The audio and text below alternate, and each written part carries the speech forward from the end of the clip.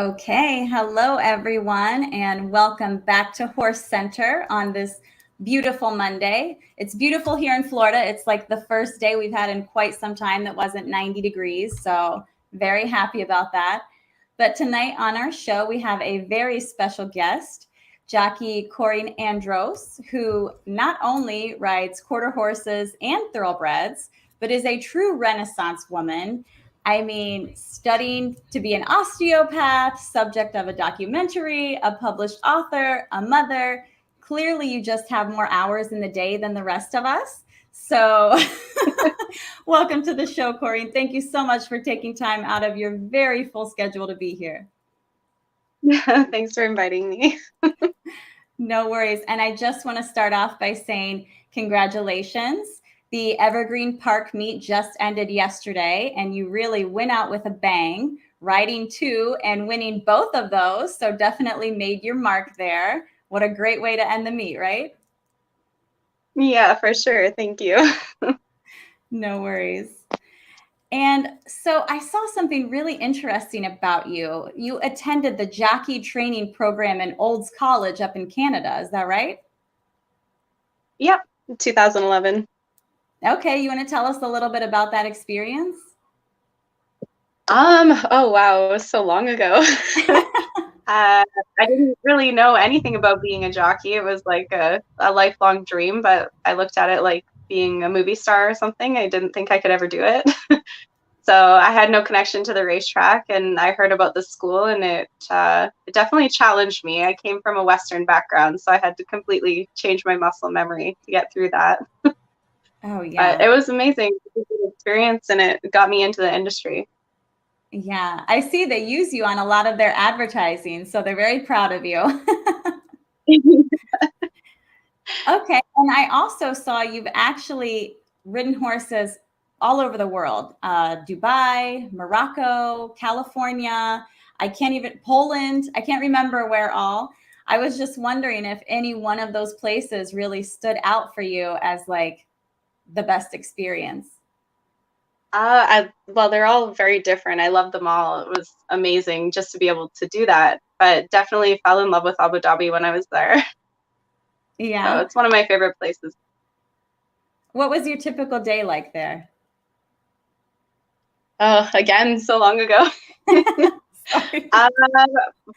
I think we pretty much were just hanging out, like eating a lot of good food, and we went to a bunch of different seminars and everything to do with racing. There was people from all over the world, so it was amazing, from owners to diplomats to jockeys from everywhere. So made a lot of really good connections. Awesome. That's definitely on my bucket list. Haven't made it there yet. So good for you that you already got that one knocked off. And I wondered if you could tell us a little bit about Bullet, a very special horse to you, and about this documentary that's currently being made called To Love a Bullet. I just saw a few clips of this on YouTube, and I mean, it is like masterfully done. It's beautiful. I love the story that they're telling, and they're telling it in such a compelling way. And you're the star of the show. So you want to give us a little insight into that? Well, Bullet was a horse that she actually injured one of my friends when he was starting her as a 2-year-old. And she was known for being pretty bad and the kind of horse that they would, send out with everything but the kitchen sink every day. And I didn't want to get on her at all. And the person who had her at the time was like begging me to get on her because the rider didn't show up. And I'm like, oh my God, do I have to, right? So I did, because he's my friend, and it actually went really well. I was just like, please don't kill me. And I just dropped the lines, and she took me around the track, and I just fell in love with her. And ever since then, it was just, I don't know, she just took care of me. So I had 2 years off from an injury, and I kind of didn't think about it much because I probably would have been sad if she wasn't around. But I found out that she was at Hastings, so I decided to go back there, and I begged the trainer every day to put me on her. And he did, and she was my first win back after that injury. So yeah, and then they gave her to me. Oh, that's amazing. So you have her now? Yeah, I still have her. She's with my friends here in Edmonton.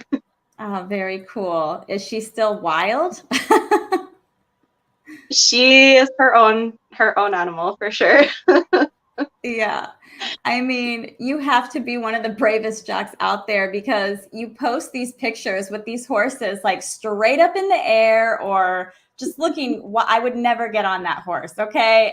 And you're just like, oh, we had fun today, feeling good. I'm like, whew, feeling suicidal. Like, Yeah, they're my friends. you must get along with the tough ones. That's for sure. Some of them for sure. Yeah. And you mentioned your injuries. So I know injuries have set you back several times. Actually, 2021 was the first time you got to complete a full thoroughbred meet, right? Without having something come up like that. Do you want to tell us a little bit about like getting injured as a jockey, the road back, what inspires you to get back up there despite any fear or misgivings you might have? None of them really fazed me except for the one that did stop me for a couple of years, which horse had flipped over on me.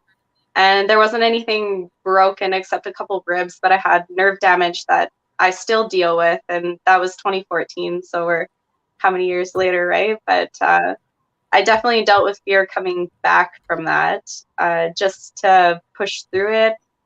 I don't really know how to explain how I did it, but there was just a point where I was like, hey, well, I'm either going to do this or I'm not. So I want to ride. And I just did. Well, you obviously have a lot of mental toughness between riding those horses and then coming back from injury. So kudos to you. So I really enjoy seeing your posting on social media. So inspirational. So thank you for keeping my newsfeed interesting. Thank you. Corrine, what horses do you like riding better, the quarter horses or the thoroughbreds? Oh, I get asked that question all the time and I just can't even compare them. Like, I love just to go fast, and that's great for a quarter horse, obviously, just straight and fast. But the thoroughbred just takes so much more thinking, and like, there's like the tactical edge to it that I really enjoy that as well. Sorry. Which style? Yeah, which so style? I can't really Which style do you prefer running in the thoroughbreds? Do you like the speed horses Sorry? or the stalker? Which style do you like? The speed horses, the stalkers, the closers? I've been thinking about this a lot lately because I've had quite a few closers and stalkers, and I used to ride a lot of front end horses, and I'm really same thing. I don't think I can choose. There's nothing like being on a horse that gets to bleed and doesn't quit, but also to sit back and know that you can just pass them anytime is a lot of fun. I saw an interview back in 2015, so this is years ago, about the best advice you've ever received. Is what was answered in 2015 about Mike Smith still the answer, and what did he tell you?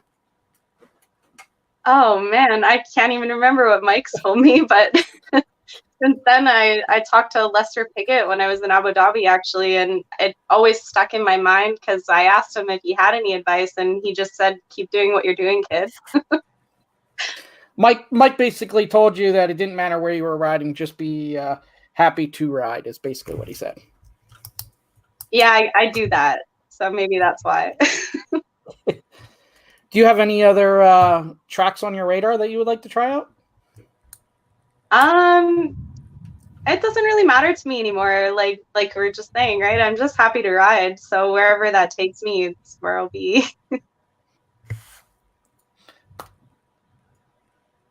So where do you? Oh, sorry. Go ahead, Shawn. Go ahead, Jamie. You're good. Okay. So where do you see yourself like in 5 years? Do you have any kind of like eventual plan, or you're just kind of whichever way the wind blows?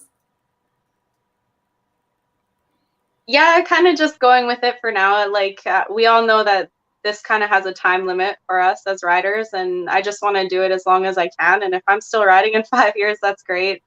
But that's also why I'm becoming an osteopath, so that I do have something in case. For sure. That takes a lot of determination as well. For sure. Do you see anything else in horse racing, like being an assistant trainer or anything like that? No, I've done a little bit of that when I was injured, just kind of like under the radar, and I did enjoy it, but I it's riding for me or nothing. How are the HISA rules affecting you, or are they not affecting you at all? The what? Sorry? The HISA rules, are they affecting you there in Canada or not at all?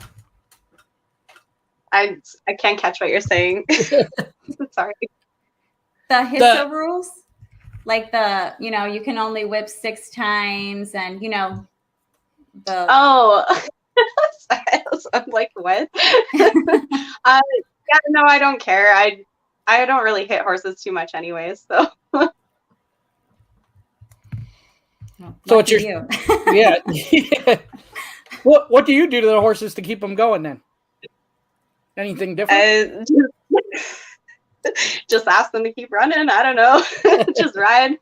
I mean, like with the quarter horses, I'm known for yelling at them. I just scream and they just run. So with the thoroughbreds, it's mostly just a hand ride. So you're a big talker with the horses then? Oh yeah, I talk to them more than anybody probably.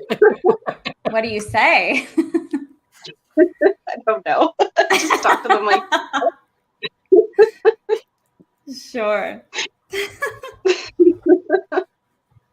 And I noticed that you actually promote a lot of other female jockeys on your page as well. You have some pretty close connections there. Yeah, I was in Toronto and there's a lot of female riders there and we're all really close and so supportive with each other. And from there, every track I've been at, I've pretty much been the only girl riding. So wow. With these 2 young ladies coming up, it's like, I just want to be supportive and let them know I'm there and just have the same kind of camaraderie that we have in Toronto, right? Sure. Did you have any mentors that really helped you when you were like a bug girl and just starting? Oh man, Chad Hoverson was my agent at the time and he was a rider before and he used to watch like every replay with me and just teach me as much as he could, and that was like my main person coming into riding. Very cool. And how about like your biggest moment so far in racing where you really felt like you were at the top of the world? There was a quarter horse that I used to ride named Night Vision at Ajax, and she was my first stake win and also the first stake win for those owners. And they ended up starting to train their horses the next year, and we're still really good friends. It was just a really huge moment for all of us that brought us together, and I have her picture on my wall. It's like that was a big one for me.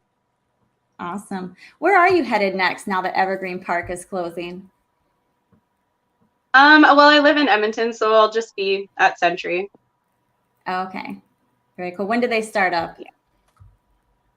They've been going. They started in April, I believe. Oh, yeah. My bad. Like I said, I don't really follow Canadian racing as much as I should. Yeah, all good.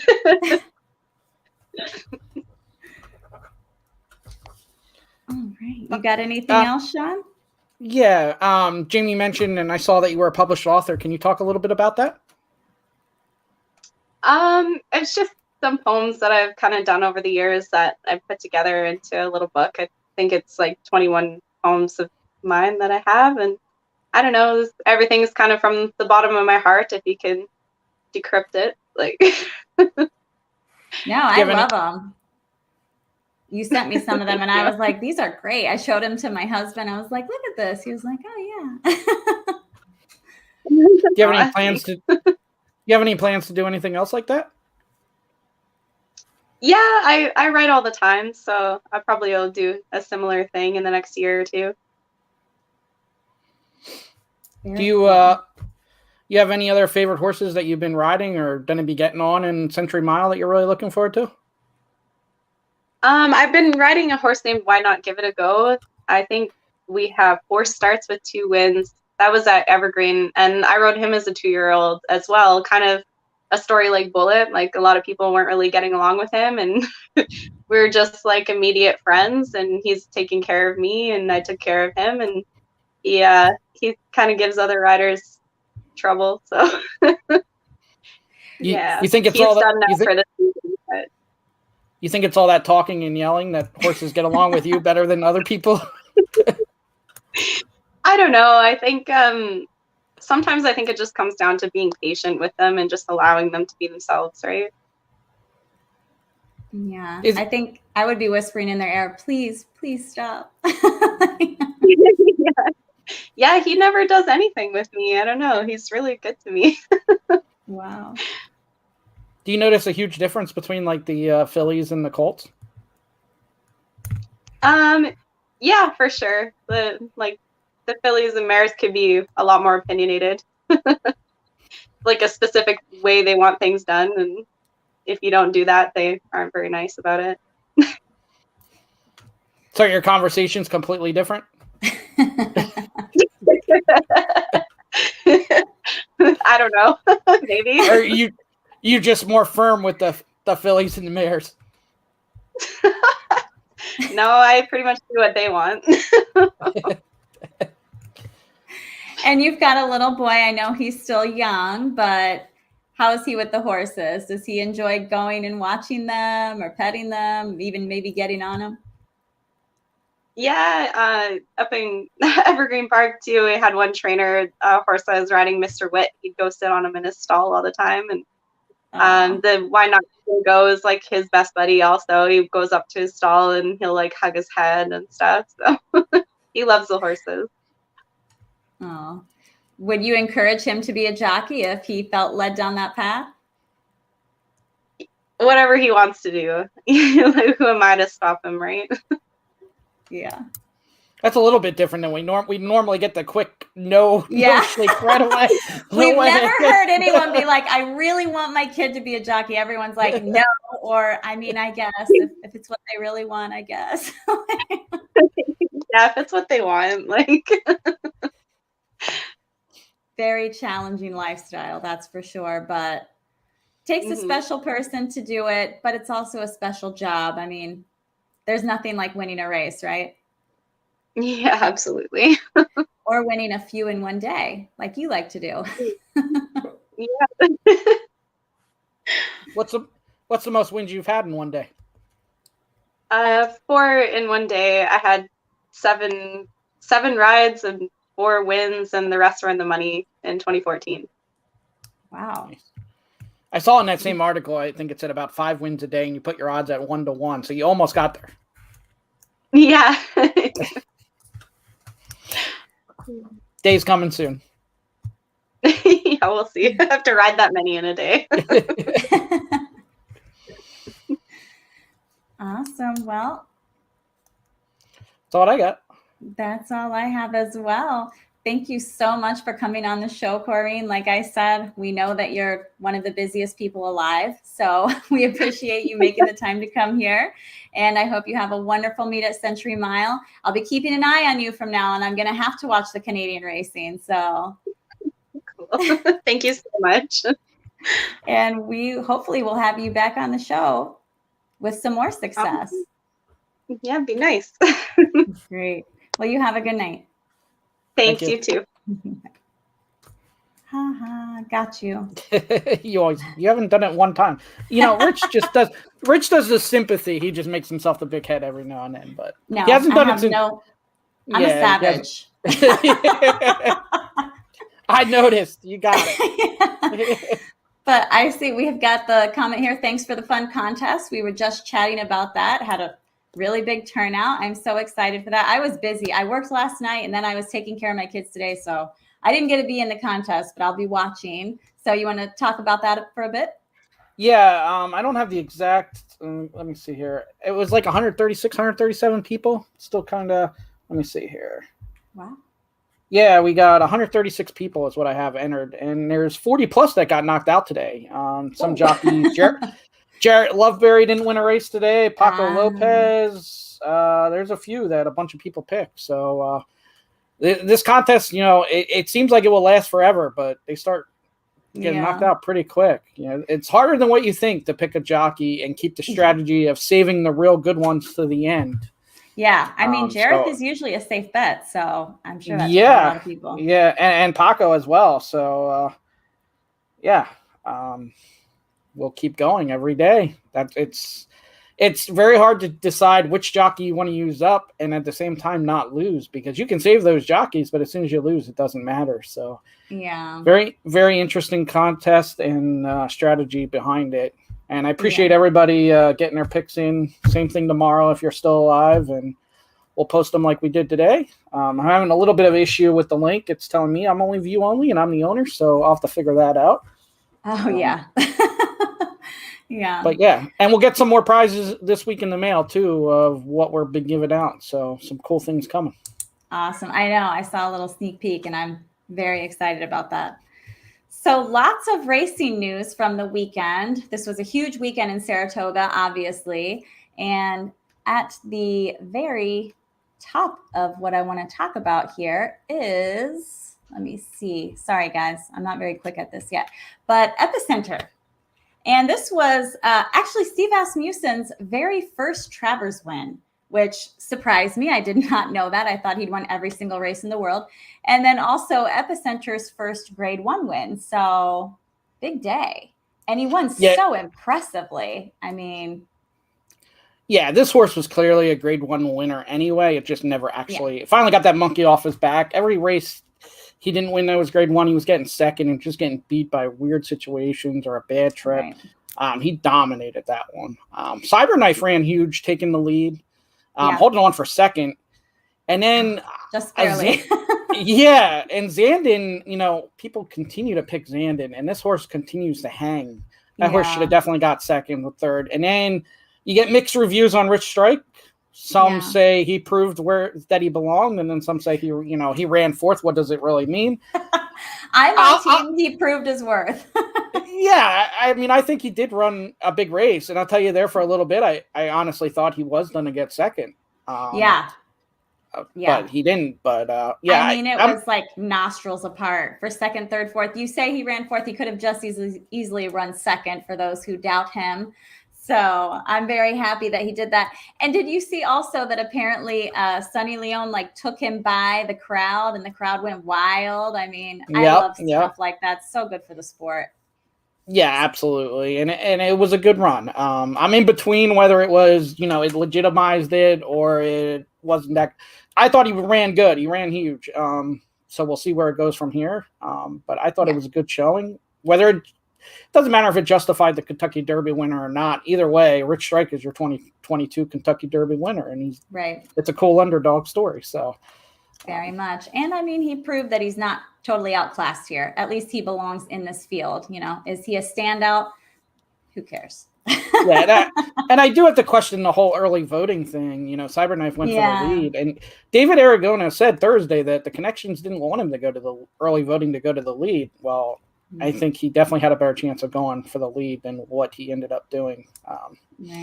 So next time out, maybe they'll try to send him to the lead. Sure.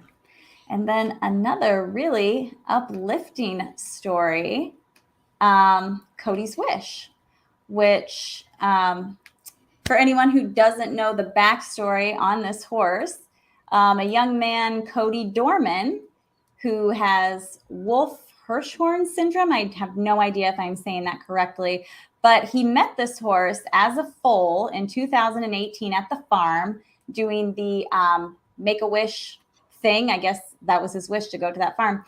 And he really bonded with this foal. And they were so inspired that the owners went ahead and named him Codys Wish. And this was his first Grade 1 win, pulled off a huge upset. I mean, this is another one of those feel-good stories that you love to hear, right? Yeah, absolutely. And he beat Jackie's Warrior. So, it was a good run. Came from the back and went by Jackie's Warrior, no problem at all. Jackie's Warrior, got out there, but was going a little too quick. And Codys Wish came and went right on by him. And now Codys Wish has won 6 of 10 career races and he's never missed a trifecta either. So this horse is really good and 3-for-4 this year. So probably not the last time we've heard of Codys Wish neither. More things coming. Cody picked a great foal to bond with. That's for sure. He could have made a lot worse choices. But speaking of horses that we will see more of and some horses that we won't see more of, Corniche, who we've discussed before on this show, who's had problem after problem, setback after setback. I guess they've had enough of these problems and setbacks, and he is headed to stud already. I mean, what's your feeling on this, Shawn? Well, see, the issue with Corniche was we had Mike Smith on, a little before the Derby, and this horse was still on the farm. They didn't know what was going on. The whole Bob Baffert thing was going on. Yeah. So this horse got like that farm life, and then they had to bring it back to the track. Yeah. It ran in the Amsterdam, and part of the reason he hurt himself in the Amsterdam is part of the reason he's being retired here. But a lot of people talk about this all the time. It's very hard to put a horse on a farm and then for months on end and then bring him back and get him back into racing shape and racing career.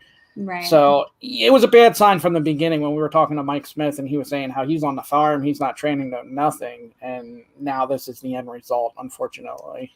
Another one of those talented horses that goes away way too soon. A good thing, he is okay and we'll get to enjoy that career. Sure. Yeah. I'm sure he'll enjoy that career. yeah, it's not a bad second career. Right. Yes. Yeah. I just hate to see horses retire so early, which, you can understand here. Like I said, they've had problem after problem, and not all of them necessarily even horse related, the Bob Baffert situation. But, you just hate to see it because the horse hasn't really proven itself. So it's like, do you want to breed to that horse or not? I don't know. I like the horses that go out there and are real war horses and that they've got something that you want. So I don't know. Yeah. I mean, this horse was really talented. 3 for 3. A lot of people, this was the horse that was the favorite to win the Derby, back in November, I believe. Right. And then, everything happened with Bob Baffert. This horse went away, wasn't training. And then this is the end result we get. So unfortunate, but luckily, the horse was injured, but the horse is okay. So that's the most important, is that, we didn't lose this horse completely. We lost him on the racetrack. Selfishly, we want to all see that, but all is okay with this horse as far as being on the farm. Yeah. Yeah. Horses love the farm life. Most of them anyway. So I'm sure he's living his best life right now. Yeah, absolutely. Okay, so as for the rest of the week, who do we have tomorrow? Oh, tomorrow we have trainer Karen Whittick. Very excited about that. She is one of the most entertaining people in the world. Do you have TikTok? I do not have TikTok. Okay, you're going to want to get it, just trust me. I mean, I tried to research Karen. I couldn't. I spent like 4 hours on TikTok and quit. I'm like, I can't. Like, all I want to do is watch her TikTok. It's so funny. Rich has tried to get me on TikTok to do the whole dance thing, and I'm not going that way yet. So, okay, well, I can help you guys with that. I got the TikTok move. There we go. We'll have Jamie start off the Horse Racing Today TikToks. Yes, yeah. I'll handle the dancing, but I'm not going to do like the juggling chainsaws or whatever else, and there will be no Speedos. So, does Willie have a TikTok? Because I feel like some of his videos. He does. There we go. He is prolific on TikTok. The man posts like 10. I can't keep up with his TikTok. I'm like, how do you have the time? But yes, he has TikTok. He loves it. So you'll see him on there as soon as you join. And then on Wednesday, we have Hugo Torres and Jordan Gatlin. Hugo is a bug boy. He's won 4 races now, right? Unless he won one. He might have won one today that I missed. I don't know. And then Jordan Gatlin, his agent. So that'll be fun. That's our first jockey agent combo, right? Yes, it is. Yeah. So and it seems like they have a unique story and a cool story to tell. So yeah, definitely be cool. For sure. Anything else you want to talk about? No, I think we've covered it all. Appreciate Corrine for coming on, and looking forward to the rest of the week. Yeah. And then Thursday we'll do something with Del Mar for Pacific Classic Day. I'm still working on a guest for that, and then we'll just keep going with the Jockey Survivor. Also, any NFL fans, Rich and I will do an NFL prediction show Friday night at 10 p.m. Eastern, and we'll do a weekly show every week. Just with our best bets and talking about the whole schedule for that week. So anybody that's watching football, you can stay tuned for this channel too, and we'll talk some football as well. Okay. Yeah, the NFL is football. I didn't even know that. I went to a party. I went to like a Super Bowl party, and it was up on the screen, and they have like, you know, like the yellow lines and the white lines, like showing where you need to go or whatever. And I was like, man, how do they put those lines down and get them up so quickly? And my sister was like, yeah, that's like superimposed on the screen. They're not actually on the field. I was like, oh, that makes sense. So I only follow the Sport of Kings, so I'm zero help on anything else. Yeah, so Jamie will not be filling in for that show. No. I'd be like, oh, touchdown. That's good, right? I don't know. Yeah. Awesome. All right. Well, whatever happens, we hope to see you in the Winner circle. All right.